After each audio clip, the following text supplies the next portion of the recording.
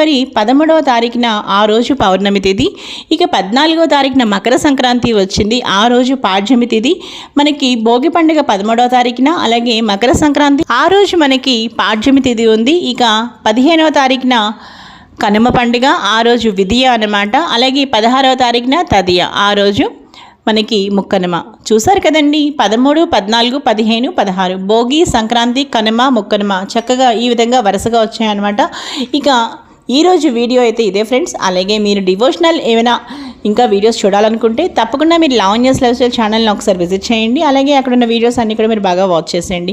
ఇక ఈరోజు ఈ వీడియో మీ అందరికీ బాగా నచ్చింది అనుకుంటున్నాను. ఇంకా ఈ వీడియో మీ అందరికీ బాగా నచ్చితే తప్పకుండా వీడియోని లైక్ చేయండి, షేర్ చేయండి. అలాగే మీ ఫ్రెండ్స్ అండ్ ఫ్యామిలీ మెంబర్స్కి తప్పకుండా షేర్ చేయండి. అలాగే లావణ్యస్ లైఫ్ స్టైల్ ఛానల్ని సబ్స్క్రైబ్ చేయడం మాత్రం మీరు మర్చిపోకండి. మరో మంచి వీడియోతో కలుస్తాను. Keep on watching Lavanya's life style.